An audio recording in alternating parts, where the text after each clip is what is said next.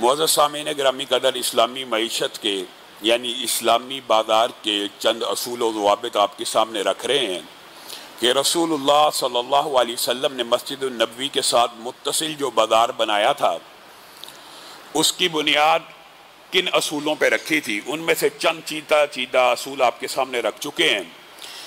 مختصر چند ایک کو بیان کریں گے. بالتفصیل کبھی موقع ملا تو وہ تمام تجارت کی اقسام جو حلال ہیں اور جن میں حرام کا اندیشہ ہے اس حوالے سے تفصیلی گزارشات کو رکھیں گے. آج آپ کے سامنے سود کے حوالے سے ابتدا میں چند گزارشات کر. سود اس طرح سرایت کر گیا ہے کہ جیسے نبی کریم صلی اللہ علیہ وسلم کی بعض احادیث اس بات کے اوپر دلالت کرتی ہیں. لگتا ہے وہ حدیثیں وہ پیشین گوئیاں آج پوری ہو چکی ہیں. نبی کریم صلی اللہ علیہ وسلم نے کہا تھا قیامت اس وقت تک قائم نہیں ہو سکتی جب تک ہر گھر میں سود کی کوئی نہ کوئی چنگاری نہ پہنچ جائے. اس کا مطلب کیا ہے؟ یا جس گھر میں سود کی چنگاری نہیں پہنچتی اس گھر میں سود کی تپش نہ پہنچ جائے. اس وقت تک قیامت بھی قائم نہیں ہو سکتی. تو یہ اس طرح کی روایات ہیں. لگتا ہے آج ان کے تمام نبی کریم صلی اللہ علیہ وسلم کی پیشین گوئیاں پوری ہو چکی ہیں. سود کی تپش، سود کی چنگاری، اس سے کیا مراد ہے؟ اس سے مراد یہ ہے کہ بعض چیزوں کو آپ سود ہی نہیں سمجھیں گے اور سود کی چنگاری کو گھر لے آئیں گے اور سود کی تپش جو بچ رہا ہے وہ بھی شاید کسی نہ کسی معاملے میں کسی سودی بینک کے ساتھ، کسی سودی کاروبار کرنے والے کے ساتھ تعاون کا مرتکب ہو جائے گا. تو چنگاری تو گھر میں نہیں لایا لیکن اس کی تپش اور حدت ضرور لے آیا.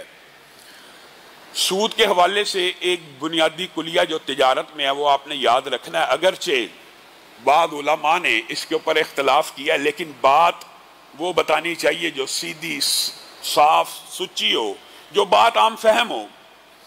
ایک چیز آپ بازار سے جائیں خریدنے، اس سے پوچھے بھائی یہ میں آپ سے نقد خریدنا چاہتا ہوں، یہ کتنے کی دو گے؟ وہ کہ میں 10 روپے کی دیتا ہوں. میں آپ کو 2 مہینے بعد پیسے دوں گا، کتنے کی دو گے؟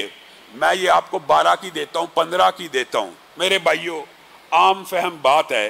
معیشت کے، اکنامکس کے، حتیٰ کہ جو یہودی لابی جنہوں نے یہ سارے کا سارا استحصالی نظام ایجاد کیا وہ بھی سود اسی کو کہتی ہے کہ 9 نقد ہوں اور 16 ادھار ہوں. اسی کو سود کہا جاتا ہے. ہمارے معاشرے میں ایک بہت بڑا مغالطہ پایا جانا شروع ہو گیا کہ یہ بات تو ٹھیک ہے کہ اگر آپ دکاندار سے پوچھیں گے کہ 10 روپے کی چیز نقد ہے اور یہی چیز 15 روپے کی ادھار ہے یہ تو سود ہے. لیکن آپ اگر اس سے جا کے خریدیں گے ادھار اور اگر وہ 2 قیمتیں نہیں بولتا، بعض لوگوں نے تو یہ بھی کہہ دیا 2 قیمتیں بھی بول لے، 2 قیمتیں بھی بول لے. بعض علماء کا یہ فتویٰ بھی موجود ہے کہ اگر وہ کہ 10 روپے نقد اور 15 روپے ادھار تو ان میں سے تم کسی ایک پہ اتفاق کر لو، معاذ اللہ یہ سود نہیں ہے. بعض علماء کا یہ فتویٰ بھی موجود ہے. لیکن میرے بھائیوں، اگر یہ سود نہیں ہے تو پھر سود کس بلا کا نام ہے؟ سود پھر کہتے کس کو ہیں؟ سود کہتے اس کو ہیں کہ وقت کی وجہ سے قیمت کا اتار چڑھاؤ ہو جائے، وقت کی وجہ سے قیمت کو بڑھا دیا جائے، اسی کو سود کہتے ہیں. اگر 9 نقد اور 16 ادھار بھی سود نہیں ہے تو سود کس بلا کا نام ہے؟ پھر ہم نہیں بتا سکتے. علماء کے احترام میں، دوسرے موقف کے علماء کے احترام میں میں بات کو طول نہیں دیتا لیکن آپ کو یہ بات سمجھانا چاہتا ہوں میرے بھائیوں، جب بھی کسی چیز کی 2 قیمتیں دکاندار بول دے، نقد 9 کی دوں گا، 12 ادھار کی دوں گا، اب یہ 9 روپے ہی کی چیز جائز ہے، 12 کی چیز سود ہے، سود ہے اور سود ہے، اس کے علاوہ کچھ نہیں ہے. اور یہ عجیب بات ہے، احل اللہ البیع وحرم الربا. اللہ تعالیٰ نے یمحق اللہ الربا ویربی الصدقات، اللہ تعالیٰ نے سود کے بارے میں قرآن پاک کے اندر کتنی آیتوں کو نازل فرمایا. پے در پہ اللہ اور اس کے رسول کے ساتھ جنگ کرنا جو چاہتا ہے وہ سود لے لے. کیا اللہ اور رسول کے ساتھ جنگ جیتی جا سکتی ہے؟ سود لینے والا بظاہر آپ کو کامیاب نظر آ سکتا ہے کہ سود لے کے اس نے کاروبار کیا، پیسے لے کے اس نے ملیں لگا لی، پیسے لے کے اس نے شوگر کی انڈسٹری لگا لی، سود پہ پیسے اٹھا کے سیمنٹ کی فیکٹریاں لگا لی، بظاہر آپ کو کامیاب لگے. لیکن یہ بظاہر کامیابی جو ہے یہ حقیقی کامیابی نہیں ہے. اللہ اور اس کے رسول کے ساتھ جو جنگ ہے وہ کبھی جیتی نہیں جا سکتی۔ آپ نے صرف عروج دیکھا ہے، آپ نے زوال کی کہانیاں نہیں سنی۔ ہمارے سامنے کاروباری گھرانے سے تعلق رکھتے ہیں سیالکوٹ کے ایسے ایسے لینڈ لارڈ، اور لاہور میں بھی ہوں گے بے شمار جگہ پہ، جنہوں نے سود لے کر کاروبار کو چمکایا، پھر اپنی آنکھوں سے انہی کو اللہ معاف کرے در در کی ٹھوکریں کھاتے ہوئے دیکھا ہے، لوگوں کے دروازوں کو کھٹکاتے ہوئے دیکھا ہے۔ اللہ اور رسول کے ساتھ جنگ جاری رکھو۔ جاری کتنی دیر رکھ سکتے ہو؟ بالآخر اس میں شکست ہونی ہے۔ بعض لوگ اپنے بچوں کو بیچاروں کو اس چکر میں پھنسا جاتے ہیں، اور میری بات میرے بھائیوں یہ کوئی مولوی کا فتویٰ نہیں ہے۔ الذین یاکلون الربا لا یقومون الا کما یقوم الذی یتخبطہ الشیطان من المس۔ اللہ کہہ رہا ہے کہ مولوی کہہ رہا ہے جو بندہ سود کھاتا ہے نا، سود کھاتا ہے، اس کی عقل کے اوپر ایسا پردہ ڈلتا ہے، اللہ کہہ رہا ہے، مولوی نہیں کہہ رہا، اس کی عقل پہ ایسا پردہ ڈل جاتا ہے، وہ سود کو تجارت کہتا ہے۔ اللہ نے تجارت کو تو حلال قرار دیا ہے، سود کو حرام قرار دیا ہے۔ احل اللہ البیع، اللہ تعالیٰ نے تجارت کو تو حلال کیا ہے، وحرم الربا، اور سود کو تو حرام قرار دیا، لیکن عقل پہ ایسا پردہ پڑتا ہے، وہ یہ کہتا ہے یہ جو سود ہے یہ سود نہیں ہے، یہ تجارت ہے۔ یتخبطہ الشیطان من المس، اس کی حالت، اس کے دماغ کی کیفیت اللہ نے قرآن پاک میں بیان کی ہے، وہ ایسا ہو جاتا ہے جیسے آپ میں سے کسی کو جن یا شیطان آپ کے جسم کے اوپر قبضہ کر لے تو آپ مجنون ہو جاتے ہیں، آپ ہوش و حواس میں نہیں رہتے۔ جب جن آپ کے اوپر یا شیطان حملہ آور ہو جائے اور آپ کے جسم کے اوپر کنٹرول کر لے، پھر آپ کو پتہ نہیں لگتا کہ میں کیا کر رہا ہوں، میرے اعمال کون سے ہیں، جن کے کون سے ہیں۔ یتخبطہ الشیطان من المس، اس کو شیطان چھو کے خبتی بنا دیتا ہے، اور وہ سارا دن ساری رات سود کے فضائل بیان کرتا رہتا ہے، اور یہ ثابت کرنے کی کوشش کرتا رہتا ہے یہ سود نہیں ہے، یہ کیا ہے؟ تجارت ہے۔ بھائی یہ تجارت ہے، یہ کرایہ ہے، یہ ایڈوانس دیا ہے، یہ لیز پہ جو چیزیں لی ہیں، یہ ابھی چونکہ ہم نے پوری پیمنٹ نہیں کی اس لیے وہ ہم سے کرایہ لیتے ہیں بینک والے۔ یہ سارے دلائل اسی طرح کے گڑے جاتے ہیں۔ یہ جی ایک قیمت میں جب 16 کی لے لی، ہم نے تو اس سے نقد پوچھا ہی نہیں تھا، اس لیے یہ تجارت ہے۔ پھر شیطان سارا دن انسان کو سود کو حلال کرنے کے وسوسوں میں ڈالتا رہتا ہے۔ اس کی کیا وجہ ہے؟ یہ بھی محدثین نے لکھ دیا، کسی چیز کو حلال کر کے کھانا اور میرے بھائیوں کسی چیز کو حرام سمجھ کے کھانا، اللہ کی قسم دونوں میں فرق ہے۔ کیا فرق ہے؟ ایک بندہ موسیقی کو حرام سمجھ کے سن رہا ہے، ایک بندہ سود کو حرام سمجھ کے کھا رہا ہے۔ ایک وقت آئے گا اس کو پتا ہوگا، حرام سمجھے گا تو دل کے اوپر چوٹ لگے گی نا، حرام ہے حرام ہے، بالآخر کبھی ضمیر جاگنے کا امکان ہے، اور جو بندہ کسی حرام چیز کو حرام سمجھ کے کرتا ہے اسی کو اللہ توبہ کی توفیق دیتا ہے۔ جو حرام کو حلال بنا لیتا ہے، یہ شیطان کا اتنا بڑا جال ہے، اتنا بڑا جال ہے، اللہ تعالیٰ اس کو پھر توبہ کی توفیق نہیں دیتے۔ موسیقی ہے یہ لال، گامدی صاحب کے نزدیک ہے یہ لال، توبہ کی توفیق کیسے ملے گی؟ سود ہے ہی لال، توبہ کی توفیق کیسے ملے گی؟ نہیں مل سکتی۔ کسی چیز کو حرام سمجھ کے کھانا اگرچہ وہ بھی غلط بات ہے، لیکن حرام تو سمجھو، عقیدے کا بنیادی جز تو مانو نا، یہ حرام ہے۔ اور حرام بھی کیسا ہے؟ نبی کریم صلی اللہ علیہ وسلم نے ارشاد فرمایا، جو بندہ اپنی سگی ماں سے جس طرح نکاح کر لے، سگی ماں سے نکاح ہو سکتا ہے؟ نہیں۔ اس کا مفہوم کیا؟ جو سگی ماں سے زنا کر لے، 36 مرتبہ اپنی سگی ماں سے نکاح کرنے کا جو جرم ہے یا برائی کرنے کا جو جرم ہے وہ سود کے 1 درہم کے برابر ہے۔ آپ نے اور میں نے اس کو بڑا ہلکا سمجھا ہوا، اور یہ شراب اور سود ایسے گناہ، دونوں جرائم ایسے جرائم ہیں۔ شراب کے حوالے سے بھی آپ نے حدیث سنی ہوئی ہے، اللہ تعالیٰ نے نبی کریم صلی اللہ علیہ وسلم کی زبانی لعنتیں بھیجی ہیں۔ کس کس کے اوپر آپ کو ساری تفصیل پتہ ہے۔ شراب بنانے والے کے اوپر، شراب کشید کرنے والے کے اوپر، شراب اٹھانے والے کے اوپر، پیش کرنے والے کے اوپر، پینے والے کے اوپر، اس کا پیسہ کمانے والے کے اوپر، اس کا پیسہ خرچ، یہ ساری وعیدیں آپ کو پتہ ہیں۔ اسی قسم کی وعیدیں سود کے بارے میں بھی موجود ہیں، ہمیں نہیں پتا۔ سود لکھنے والے کے اوپر، سود لینے والے کے اوپر، سود دینے والے کے اوپر، سود کی گواہی کے اوپر اللہ کی لعنت ہے، گواہی کے اوپر، گواہی کے اوپر۔ تو جو کھا رہا ہے، آپ بتائیے، ہمارے ہاں بات تلخ ہے، بہت تلخ بات ہے، اور منبر و محراب سے اس مسئلے کو اس لیے نہیں بیان کیا جاتا، اللہ مجھے معاف کرے، کسی عالم کی توہین کرنا یا کسی طالب علم کی توہین کرنا مقصود نہیں ہے، لیکن بالعموم منبر و محراب سے یہ سود کا مسئلہ بیان نہیں ہوتا۔ کیوں؟ کیونکہ حاجی صاحب کا سارا کاروبار ہی سود پہ چل رہا ہے، شیخ صاحب کا سارا کاروبار ہی سود پہ چل رہا ہے، میاں صاحب کا سارا کاروبار ہی سود پہ چل رہا ہے۔ اگر سود کے مسئلے بیان کر دیے تو مسجد کا تو چندہ بند ہو جائے گا، مدرسہ تو چلنا بند ہو جائے گا۔ اگر کسی مولوی کا یہ عقیدہ اور فلسفہ ہے تو اس کو بھی اپنے عقیدے کی اصلاح کی ضرورت ہے۔ یہ مسجدیں، یہ مدرسے اللہ رب العزت کی عطا اور فضل سے چلتے ہیں، اللہ تعالیٰ جب تک چلانا چاہتا ہے چلتے رہتے ہیں۔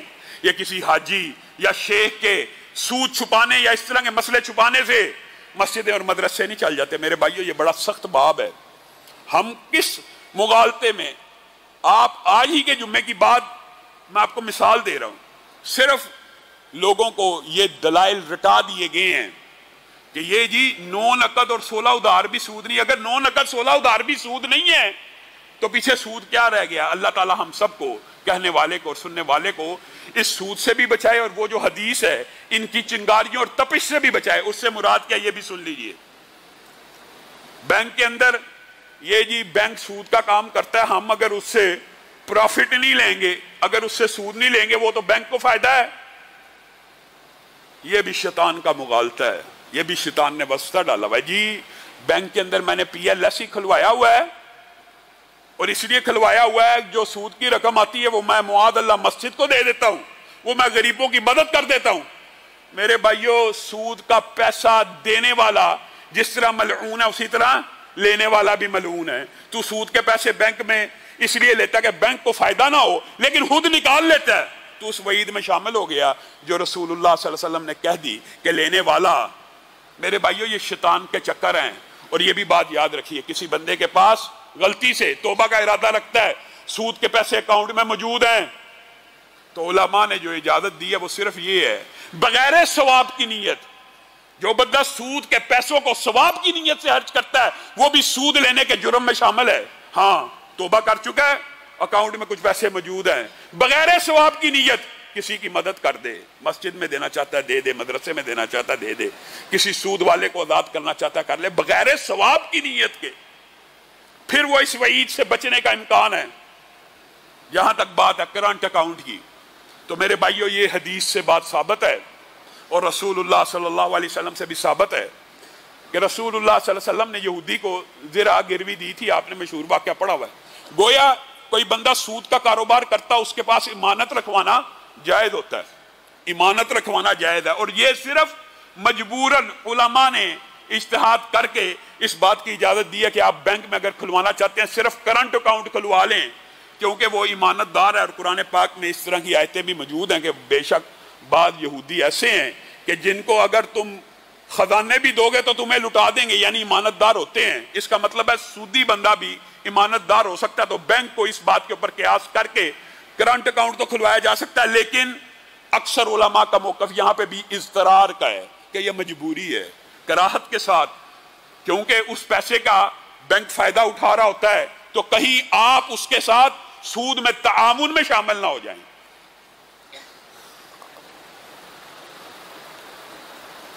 یہ جواز کی وہ آخری قسم ہے۔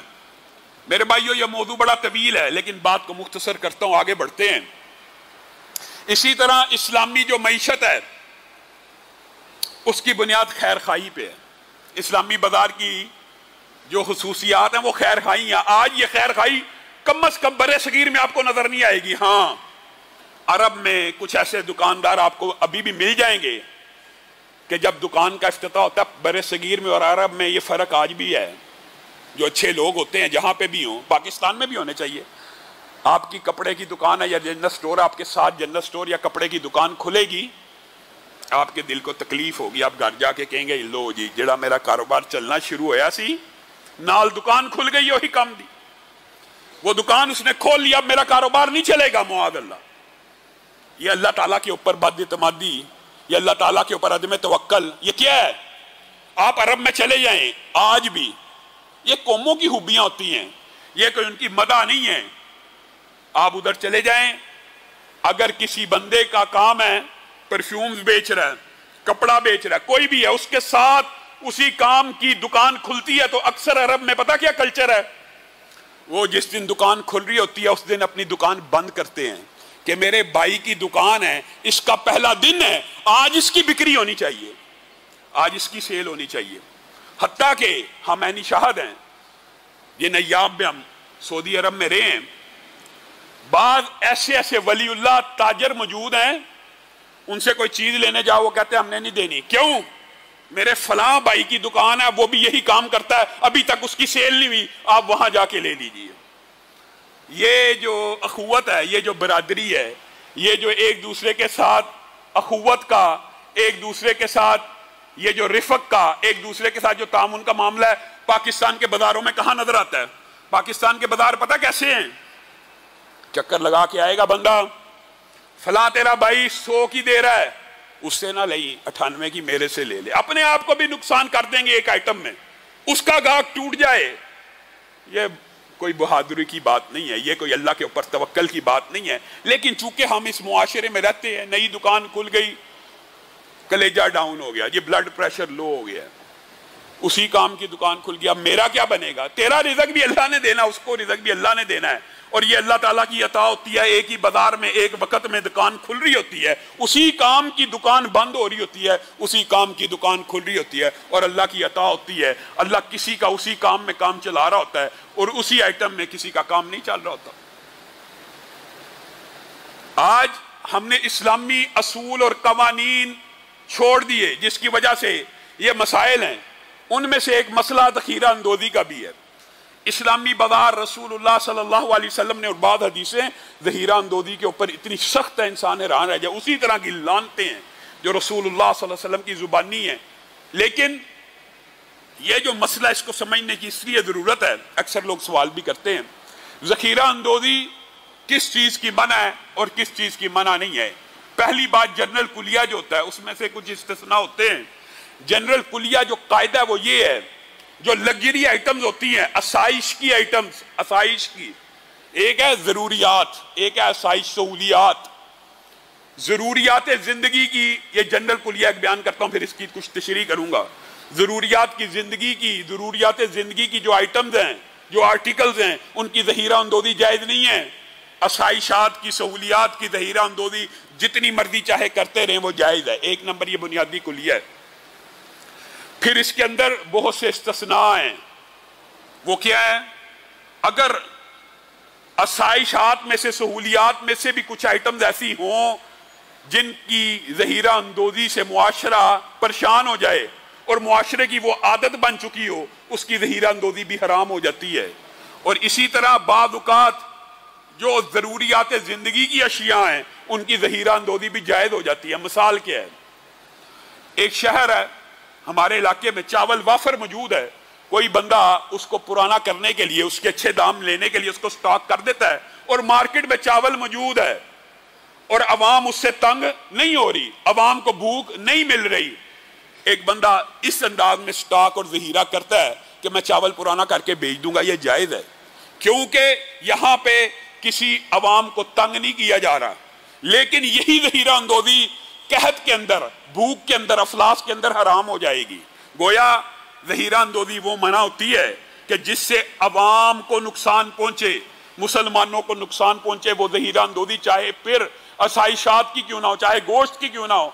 गोश्त ज़रूरियात की बजाय आसाइशात में से, सहाबा ने लिखा है, गोश्त जिसको हम आज ज़रूरियात ज़िंदगी समझते हैं, हज़रत उमर इसको आसाइशों में से समझा करते थे कि हर बंदे को एक हफ्ते में एक दफ़ा मुयस्सर आ जाए। तो गोया जो आसाइशात भी हैं वो भी अगर अवाम की आदत बन जाएं और अवाम उसके बगैर तंग हो, तो फिर तंगी मुसलमानों के लिए हराम है। ज़ख़ीरा अंदोज़ी ऐसी हर सूरत में हराम है, चाहे वो चीनी की हो, चाहे वो आटे की हो। इसी तरह अगर सीमेंट है, सरिया है, ये अब अवाम की जरूरत बन चुका है।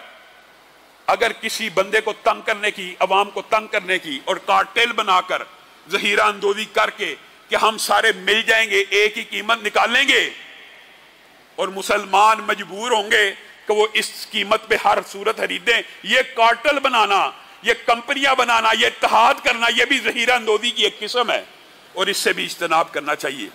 ये कारोबार के रसूलुल्लाह सल्लल्लाहु अलैहि वसल्लम ने जो असूल बयान किए हैं, उनमें से ये बात बड़ा तवील है, सिर्फ चंद एक आपके सामने रख रहा हूं। उनमें से एक रिश्वत भी है कि रिश्वत दे के, पैसे देकर किसी का हक गस्ब कर जाना, और पैसे देकर नौकरी पे लग जाना, और पैसे देकर किसी के पास मुलाजम भर्ती हो जाना। आप सब ने ये हदीसें सुनी हुई हैं, अर्राशी वल मुर्तशी किलाहुमा फिन्नार, आपने सबने सुनी हुई हैं। रिश्वत लेने वाला देने वाला दोनों आग में जलेंगे जरूर। अल्लाह की लानत होती है रिश्वत देने वाले पे, लेने वाले पे।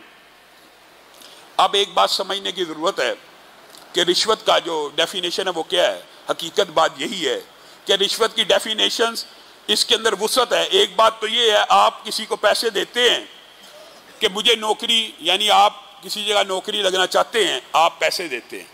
आप जब पैसे देंगे लामहल्ला उस नौकरी के अंदर इस्तेहसाल होगा। क्यों? किसी और की भी लग सकती थी, बराबर अपॉर्चुनिटी तो नहीं रही। जिसके पास पैसा है उसने नौकरी ले ली। एक तो किसी का हक खाने के लिए पैसे देके नौकरी लगना, यह तो सरीहन रिश्वत है। और एक आपका मेरिट बराबर है दो बंदों का, एक के पास पैसे हैं, एक के पास पैसे नहीं है, वो पैसे देके नौकरी पे लग जाता है, इसको भी इस्तेहसाल कहा जाता है। यह भी रिश्वत की एक किस्म है। अलबत्ता एक किस्म ऐसी है कि जिसके बारे में उलमा ने इस्तिस्ना की गुंजाइश दी हुई है। वो क्या है? वो असल में हकीकत में रिश्वत नहीं है, वो आपके ऊपर एक जबरी टैक्स है। वो क्या है? मिसाल दे रहा हूं, बिजली का मीटर लगाना या सुई गैस का मीटर लगवाना हर बंदे की बुनियादी यहां पे रियासत के अंदर सहूलत है कि हर बंदे जो अप्लाई करे उसको मिल जाए। ये एक सहूलत है, रियासत ने दी हुई है। अब इस काम के लिए भी हमारे इदारे हैं, मुतलका किसी को तान तशनी नहीं है, लेकिन सिर्फ मिसाल समझाने के लिए कि वो उन्होंने पैसे लिए बगैर लगाना ही नहीं। ना बिजली का मीटर पैसे लिए बगैर लग सकता है, ना गैस का मीटर लग सकता है, ना पानी का कनेक्शन लग सकता है। ऐसी सूरत में जहां पे किसी का हक नहीं मारा जा रहा, किसी का इस्तेहसाल भी नहीं हो रहा, हक मारा जाए वो भी हराम। इस्तेहसाल हो रहा हो यानी दो बंदे मेरिट पे हो, एक बंदा पैसे दे के लग जाए, ये भी हराम। लेकिन तीसरी एक किस्म है, ना किसी का हक मारा जा रहा है, ना इस्तेहसाल है, इदारे जबरन, आपका नक्शा मंजूर नहीं होता बगैर पैसे के, आपका मीटर नहीं लगता, आपकी गैस नहीं लगती। यहां पे उलमा ने कुछ गुंजाइश निकाली है कि ऐसी सूरत में अव्वल यही है कि सब्र करे, कोशिश करे, नहीं होती तो फिर इंसान इस बात के ऊपर मजबूर है, और इसमें देने वाले की बजाय लेने वाले को ही गुनाह होगा, क्योंकि वो जबर कर रहा है, वो इस्तेहसाल कर रहा है, वो इसको हक नहीं दे रहा। मेरे भाइयों, लेकिन ये जो इस्लामी मईशत के आपके सामने मैंने असूल रखे हैं, इसके अंदर बहुत सी बातें, बहुत तवील मौजू है। आजकल आपको पता है लोग सवाल भी करते हैं, बोली की कमेटी, ये सरासर हराम है। 1 लाख रुपए की कमेटी है, 1,05,000 रुपए में मुझे दे दी जाए, 1,10,000 रुपए में मुझे दे दी जाए, ये कमेटी सरासर हराम है। वजह वही है, सूद की डेफिनेशन के ऊपर अगर आप गौर करें कि वक़्त की वजह से कीमत का उतार और चढ़ाओ, वक़्त की वजह से नकद दे रहा हूं तो सस्ता है, उधार दूंगा तो महंगा है। और एक सूद की और भी किस्म है, वो ये है कि अगर 1 महीने बाद देगा 12 का, 2 महीने बाद देगा 13 का, इसके ऊपर तो सबका इत्तेफाक है हराम है कि ये हराम है। 3 महीने के बाद 14 का, डेट गुजर गई है, जुर्माना डल गया है, ये सारी सूद ही की छोटी छोटी इकसाम है। और इसीलिए रसूलुल्लाह सल्लल्लाहु अलैहि वसल्लम ने फरमा दिया क़यामत उस वक़्त तक कायम नहीं हो सकती जब तक सूद की तपिश या चंगारी हर घर में ना पहुंच जाए। तो यही वो बातें मेरे भाइयों जो इस्लामी मईशत का असूल है वो ईमानदारी के ऊपर मबनी है, जिससे इब्तदा की थी। और ईमानदारी एक ऐसा वसफ है जो नस्लों तक चलती है, और ईमान से और ईमानतदारी से जो काम किए जाते हैं उसका फैज़ नस्लें उठाती हैं। कमाई तो आप हलाल कर रहे हैं, फायदा आपकी औलाद को मिल रहा है। हाँ, जिस तरह हदीस है ना कि वो गोश्त पोश जो हराम से पलाओ, कैसे हो सकता आग उसको नहीं छुएगी, अल्लाह के वो तोबा कर ले, वो तोबा कर ले, सही मानों में अपने बाप की कमाई से बरात का इजहार कर ले, वो अलग बात है। एक बंदा अपने बच्चों को खिलाता ही हलाल है तो उसके अंदर जो बरकत है, जो फायदा है, इसकी भी बहुत सी मिसालें असलाफ से मिलती हैं। उनमें से एक वाकया मैं आपके सामने रखना चाहता हूं, मशहूर वाकया है, पहले भी आपके सामने रख चुका हूं। एक याद दहानी के तौर पर, नूह एक लैंडलॉर्ड है, एक रईस है मदीना का, नूह नामी, उसका एक बाग है। उस बाग की हिफाजत के लिए वो एक माली की जॉब निकालता है। एक माली आ जाता है, उसका नाम मुबारक है। उसको कहता है इस बाग की तूने हिफाजत करनी है, इस बाग की देखभाल करनी है, इसकी ज़राअत को चलाना है, वगैरह वगैरह। 3-4 साल के बाद नूह अपने बाग में आता है और मुबारक माली को आवाज देता है, मुबारक जा फल तोड़ के ला जो बड़ा मीठा हो। मुबारक माली जाता है, फल तोड़ के लाता है, अपनी नजर में जो सबसे अच्छा है, कड़वा।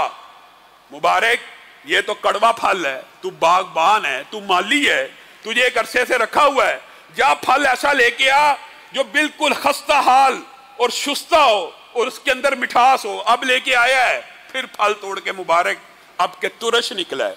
एक मर्तबा गला हुआ निकला, एक मर्तबा कड़वा निकला, एक मर्तबा तुरश निकला। कहा मुबारक कैसा माली है, इतने साल से बाग में काम कर रहा है, तुझे ये पता नहीं है फल मीठा है कि कड़वा है।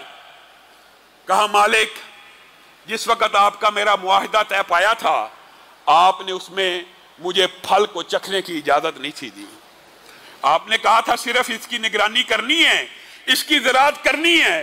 3-4 साल गुजर चुके हैं, कभी फल चखा ही नहीं, मुझे क्या पता कौन सा मीठा कौन सा कड़वा है। नूह की आंखों में आंसू आ गए। ये इस्लामी मईशत है, ये इस्लामी मामलादारी है, ये इस्लामी तिजारत है, ये असूल है इस्लाम के। मालिक पता ही नहीं।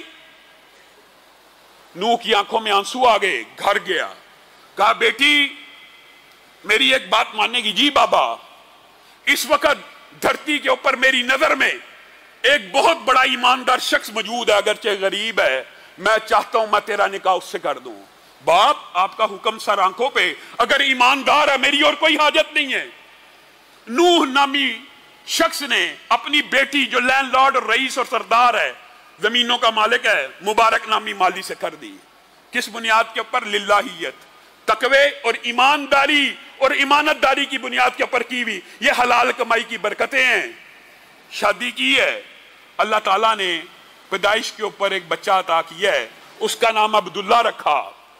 वही अब्दुल्ला जब बड़े हुए, हदीस के फन के इतने बड़े माहिर बने, कितना अरसा गुजर गया, 1200 बरस से हो गए हैं ना। आज भी अब्दुल्ला इब्ने मुबारक का नाम जब भी लिया जाता है, हदीस का हर तालिब इल्म उसकी आंखें झुक जाती हैं। कितना बड़ा मुहद्दिस है, इतना बड़ा इमाम किस शादी के नतीजे में पैदा हुआ? यह मुबारक माली की नूह की बेटी से शादी हुई, अल्लाह ने अता किया तो अब्दुल्ला इब्ने मुबारक जैसा बेटा अता किया। कौन अब्दुल्ला इब्ने मुबारक? बात आई है तो सुन लीजिए। वो अब्दुल्ला इब्ने मुबारक के जिसके हमसाये में घर बिक रहा है और हमसाया घर की कीमत दुगनी मांग रहा है। लोगों ने पूछा ये घर तो 8,000 का है, आप 16,000 का बेचते हैं। कहा 8,000 घर की कीमत है और 8,000 अब्दुल्ला इब्ने मुबारक की हमसायगी की कीमत है। वो अब्दुल्ला इब्ने मुबारक कि जिनको पता लगा मेरा एक गैर मुस्लिम हमसाया घर बेच रहा है, जाके पूछा क्या बात है? कहा पैसों की जरूरत थी।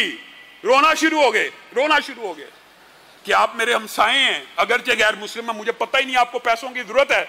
घर बेचना तो दूर की बात है, ये लीजिए मुझे मुआफ कर दीजिए, मैं आपका पता नहीं ले सका, ये सारे के सारे पैसे आपके हैं। ये अब्दुल्ला इब्ने मुबारक ईसाई रो रहा है कि ये कैसा मजहब है, आज पैसों की जरूरत थी, घर बेचने लगा था, ये हमसाया उठ के उतने ही पैसे मुझे बिला वजह बगैर किसी सौदे के दे रहा है और मुझसे माफिया मांग रहा है।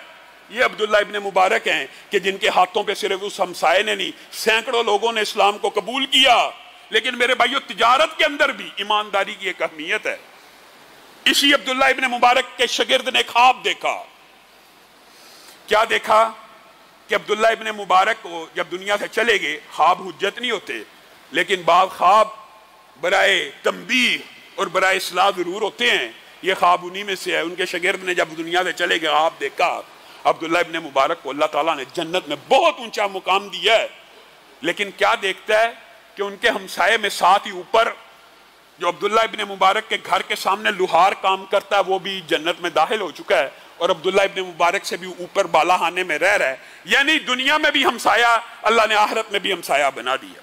अब उस तालिब इल्म को बड़ी हैरानगी हुई कि मेरा उस्ताद, मेरा शेख इतनी हदीसों का हाफिज था, इतने मुहद्दिस, इतने उलमा, इतने फुज़ला पैदा किए, वो तो जन्नत में चला ही गया।